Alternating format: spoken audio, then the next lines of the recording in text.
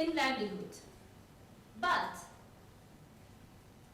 after the expiration of white card in March, now these people have nothing. And without having any legal document, they lost their hope.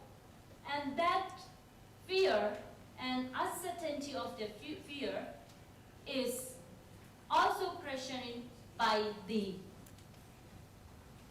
government final policy to finish these people, which is Rakhine State Action Plan. So this is what we see. This is the final plan, final plan of total annihilation to expel all people from the land.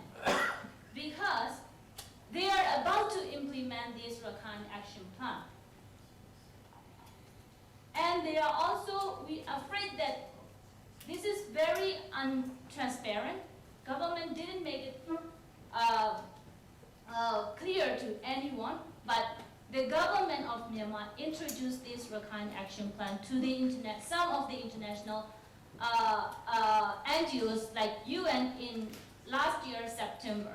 And we haven't seen that any latest version, but they are saying to the international community they are revising the Rakhine State Action Plan. But actual plan, the plan is to make all people undocumented without any legal status and without no status in the country, and then make Bengali, force them to accept as Bengali, and make naturalized citizenship, majority of them.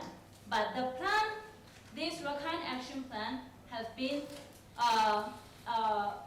implement. I don't know if my language is correct or not. As a pilot project in Myebong Township. In Myebong Township, some of the speakers already described it. In Myebong Township, there were 3,000 refugees, IDPs. And among 3,000, in their pilot project, 1,000 application was accepted for any kind of citizenship. 1,000 applicants were accepted. Among 1,000, about 200 were given citizenship, any kind of citizenship. So from 200, only 40 get full citizenship called national scrutiny card, still under scrutiny. Anyway, it is called known as full citizenship card. But the rest were naturalized or whatever. So when you look at this number, this is only even less than 7% of the population. So the Rakhine Action Plan is planning, the government is planning to make the Rohingya in that point. But the people who are not eligible to get any sort of citizenship, it will be majority, vast majority. These people will have to go to the camps in a separate area.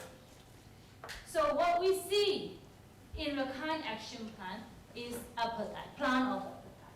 So what we need to do urgently is, this is very untransparent plan, because they are not honest to each people, to people of Burma, to the Rohingya, to the international community. The government is not honest enough, sincere enough to solve the problem. That's why they make it untransparent. So we need to find what the government of Burma is doing, planning, and we need to address this first. And we shouldn't allow international community joining hand to address our cause with their own way. What we see is the Myanmar government is convincing some of the NGOs and government to accept this Rakhine Action Plan by saying that this is the only option that we can do for these people. Yeah. Shame on them. Yes. Shame on them.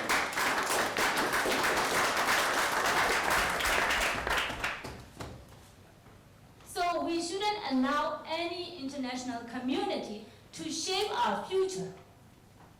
What we need is, we need to shape our future as with our own ourselves. We all need to be aware of this. And yes, so yeah, I just want to conclude in that point. And I am happy to have more discussions if we have chance. And I'm welcome if we have chance for question and answer in the today or tomorrow. Thank you so much.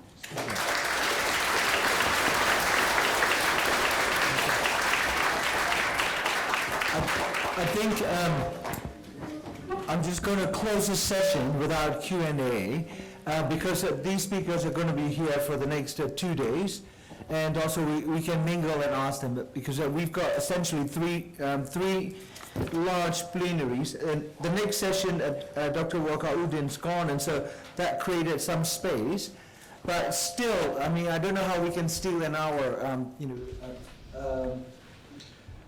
from the remainder of the program. And so we'll just keep pushing on. But first, let's take, let's just say 10 minutes break. Yeah, that means you'll be back in 15 minutes.